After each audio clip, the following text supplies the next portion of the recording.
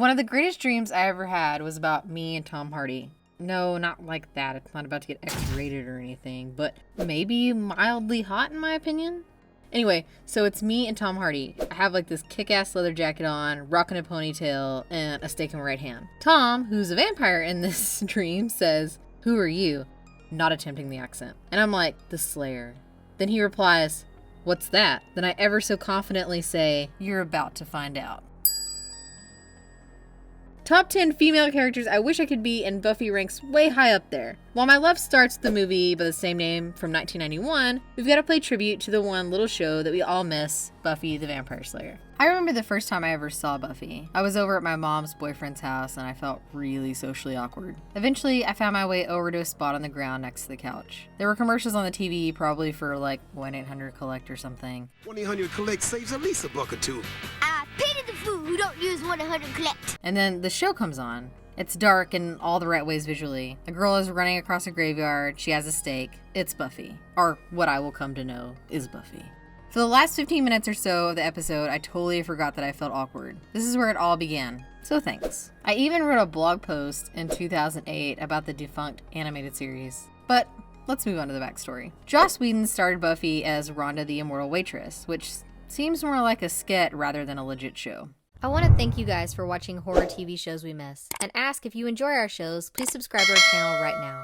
Like this video and click the bell so you can be notified each time a new video goes up. And now, back to the show. Guess he realized that too, because the idea then evolved into the tale of a teenage girl who was chosen to fight the forces of darkness. Whedon wanted to flip the idea that there's always this blonde girl who gets stuck in an alley with no way out, who always winds up getting murdered in horror movies. Remember the girl power movement of the 90s? Yeah, it's like that, but different.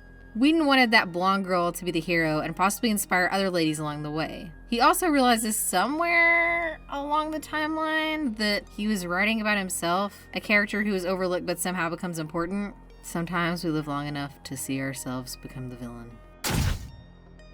Circling back to the movie, the script Joss wrote was sold to Dolly Parton's production company, $. The company then moved ahead with making a feature film starring Luke Perry and Kristy Swanson. The director, Frank Kazooie, said that it was a pop culture take on what folks thought about vampires, which is a tiny bit there. Whedon did not agree with this vision at all and thought they took away the main idea of an empowered woman kicking ass out of the spotlight. I don't see that, and I've seen the movie like a billion times. I see a teenager who is really annoyed that she has to save the world from vampires and doesn't understand why anyone else can't do it. The movie still shows that balance between being in that spot as a teen where you're getting closer to adulthood and the dream of going to the dance with Luke Perry, because that's important. Sure, it has its corny moments, but the show did too, but we aren't here for a side-by-side analysis. Years after the initial burn, Gail Berman, who was the executive producer of $, asked Whedon if he wanted to resurrect Buffy as a television series.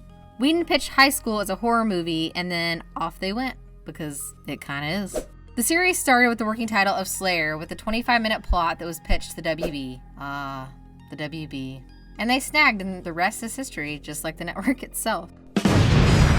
Also, by the way, if you want to watch that pilot, it is on YouTube.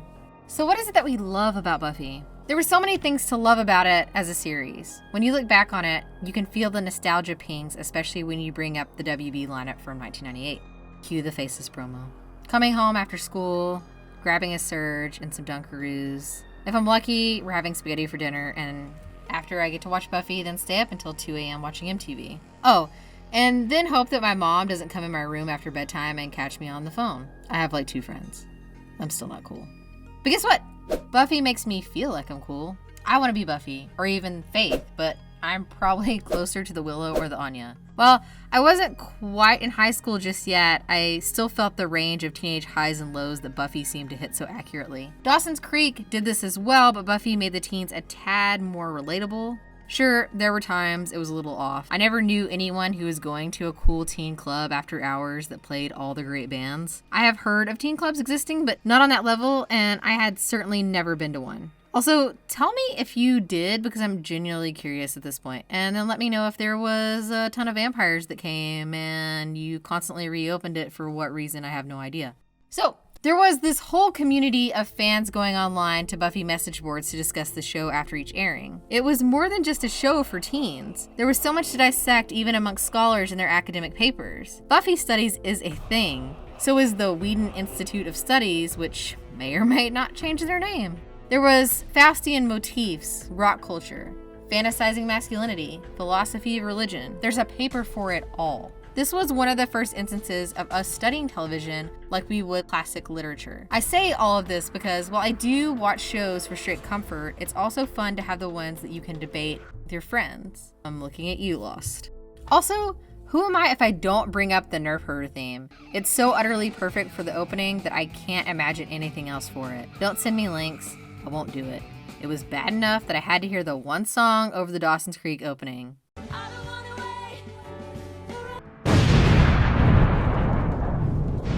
Favorite episodes. Hush. No, I'm not telling you to hush the episode. Anyway, funny. I'm going to start with a Monster of the Week episode we all remember. There's something rather bold about stopping the dialogue of a witty show about 14 minutes in. That's what it was known for.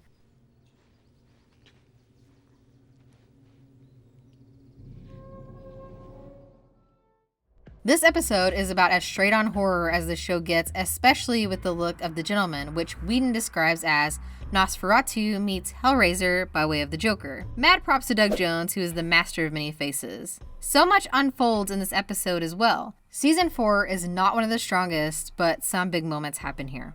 Riley and Buffy find out what the other does when they aren't at school, which they've been avoiding like a laryngitis epidemic. Willow and Tara hold hands for the first time in a small gesture that will mean so much to its audience as the relationship grows. Hush can largely be looked at in two ways: the views of censorship in the media, or as Whedon intended, his gamble to see if removing the dialogue the show was so well known for would pay off. Either way, it was a massive success and was memorable for even those who weren't Buffy obsessed. Restless. This one always stuck out in my mind. It's one of the more bizarre ones, but it's also one that fans constantly dissect. Whedon said that everything in this episode was meant to be there, well, except the cheese guy. That's it. I'm waking up. There are some obvious pulls like Be Back Before Dawn, Spike Giles and the Demon Lone Shark and Tabula Rasa, Joyce in the Walls, Anya talking about getting back into vengeance, and a ton more. I like that this episode was more of an epilogue than a finale. The imagery and music always help take the episode over the top as well. My mind always goes back to Xander crawling through the back of the ice cream truck. There's also Willow walking through the red curtains, which is a nod to David Lynch and Twin Peaks. The whole episode kind of gives off a Twin Peaks vibe. There's the absurdity of the dialogue and the situations. Hoodlums like you. Hoodlums, yes, I mean you and your friends, your whole sex. Throw them in the sea for all I care. But really it's studying character, as well as a deep look into the psyche of the Scoobs. This will always be a standout episode for me because, as you know, I wear the cheese. The cheese does not wear me. Prophecy Girl and When She Was Bad. Okay, so I discussed this episode pairing with my friend who is my Buffy life mate. I told her if you include Prophecy Girl in your favorites list, you have to put When She Was Bad with it. We agreed because you have to follow Buffy when she's in that mindset after she killed the Master, what her emotions were after dying, and how she handled them. I think most of us expected that season 2 would just move on to whatever the next adventure was, and instead addresses Buffy's trauma in the aftermath. It's much easier to push the people you love away, especially if you don't want them to get hurt. This, coupled with the idea that Buffy feels like she's alone because she's the only one who can deal with whatever evil comes at them. She also has pretty severe PTSD from dying the real death. This is only rivaled later by dying in the gift and being brought back in bargaining. While When She Was Bad does get pretty low, as I said before, it's absolutely necessary that Buffy goes here. Watching her cry her eyes out as she turns the Master's bones to dust with a sledgehammer is devastating. I think both of these episodes prove that Buffy was more than it was given credit for. Also, Prophecy Girl is one of my most quoted episodes. I may be dead, but I'm pretty, which is more than I can say for you. And you have fruit punch mouth. I'm also amped every time I see the scene with Buffy, Angel, and Xander heading to the surface with the theme playing in the background. Side note, I actually still have the advert for the season 2 premiere from TV Guide with Buffy and Angel that says, "Get home before dark." The body. As someone who has lost a parent, this one is hard. From the very beginning, the feelings of losing someone as close as a parent are captured quite perfectly. Watching Buffy struggle on the phone with the dispatcher to when she shouts at Giles that you aren't supposed to move the body, it all becomes too real. The first time I watched this episode, I was closer to Dawn's age and still had both parents, so my cares were more closely aligned with hers. The biggest heartaches in my life at that point were some girl saying something mean about me and feeling like I didn't belong. Watching it later, I feel all the things Buffy did. The gaze looks, feeling unfocused and in limbo, the constant disbelief, and having to rush quicker than normal into adulthood. The episode also has no backing score, which makes the process all that more real. Grief is also represented well by each of the characters. Xander's angry, Willow's on edge, Tara's understanding, and Anya is trying to make sense of it all. Her monologue is one of the best of the entire series, by the way. Or brush her hair, not ever, and no one will explain to me why. Buffy is forever changed after this episode, and you see the effects on her personality for the rest of the series. Innocence. I guess I just like being crushed because I'm coming with more of the hard hits. Innocence is one of the more heartbreaking episodes and certainly can be one of the most relatable. Sarah Michelle completely delivers in this episode and goes through a range of emotion on par with the body. When she finds Angel at his moody vampire den, she says, "Was I not good?" This is her Ralph Wiggum heartbreak moment. Also, disclosure that I never got the full-on Angel love. Up until this episode, I was always wondering why she chose the most boring, vanilla vampire dude. Then this one comes along and he completely redeems himself. I feel just fine. Part 1 of Becoming also gave him more of the edge that I needed to actually like his character. Revisiting it now, I'll be honest, he's probably one of my favorite male characters. Riley will always be last. He gives me the Wiggins. Getting back on track now, this is sort of real-life teen horror, right?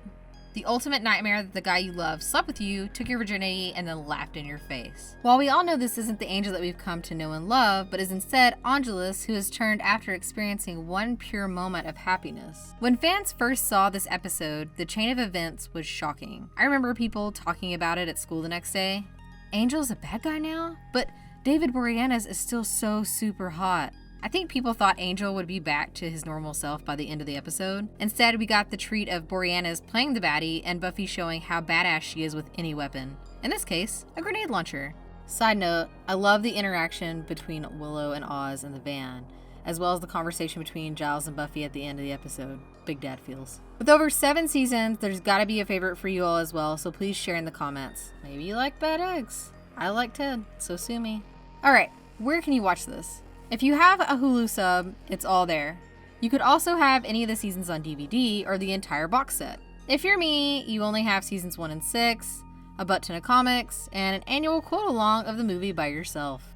So, what happened? Where did it all end? If you've watched season 7, then maybe you think it should have wrapped up a little earlier? Maybe before season 7?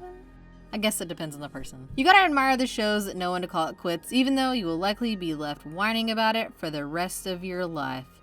Lost. Okay, anyway. Sarah Michelle Gellar was pretty much done with doing the show. She felt like season 7 was a natural end of the series. Though we could have a debate what the more natural ending was, but we won't. Whedon and Gellar talked it out, and without Gellar, there's not much of a point to continue. Buffy fans had Angel, but only about until 2004 when the show ended. As I mentioned before, there was supposed to be an animated series, but that got scrapped as no one wanted to pick it up. The show finally got a continuation in comic book form from Dark Horse in 2007. I was super excited when I found out it was coming back and bought every comic up to 31. Brian K. Vaughan, who I had already adored from Runaways, picked up writing some of the storylines, as well as Buffy series regulars Drew Goddard, Jane Epinson, and Drew Greenberg, to name a few. It was a great continuation of the series, especially since some of the old crew, as well as Joss, was on it. But I kind of eventually gave up. Tons of Buffyverse ideas were thrown around, like movies for Spike and Angel, Slayer School, Ripper, the Giles made-for-TV movie, Faith the Vampire Slayer, and at some point, there was supposed to be a reboot in 2018 with a new Slayer. This also has never happened. However, news came yesterday that Boom Studios would be starting a new comic series called The Vampire Slayer. Surprise! It's a reboot with Buffy. I'm honestly more interested in Buffy the Last Vampire Slayer, which centers on a 50-year-old Buffy. There's lots of Buffy to go around if you're looking for it. RPGs, books, video games, board games, and if you plow through all that, then maybe try the scholarly papers. If you plow through that, then you've successfully closed the hellmouth underneath your old high school's library. Congratulations! Buffy left her mark in pop culture. It changed the way we look at episode formatting, dialogue, and how we as viewers watch television ourselves. Shows like Lost, Supernatural, Dead Like Me, Gilmore Girls, Once Upon a Time, Veronica Mars, and many others owe Buffy for paving the path. Real talk. Look, I'm not an expert in this thing we call life. I'm a person with flaws, still growing, and will likely continue to fall and grow the rest of my existence. I do know that art at times comes with controversy. Sometimes it's not pretty. The people we thought should be held on a pedestal are at times, well, icky, as Buffy might say. Right now, we're at this point where we're trying to navigate our feelings with the things we loved in the past. Did Joss Whedon create Buffy? Yeah, he did. But in this gal's humble opinion, Buffy became so much more than just Joss. I'm just one fan, but Buffy for me was finding out how much I really love kick-ass female protagonists, being comfortable with my weirdness, and the idea that friends can also be your family. You may also ask your friend and Buffy life mate if she wants to do a Buffy podcast like once a year. She will say yes, but it will forever be a pipe dream. Hey Marsh, this is my ask for the year. All this to say, do I miss Buffy? Sure. Luckily there's enough of that I don't have to miss it too much. Thanks for joining me on this journey through Sunnydale. Until next Slayer Fest.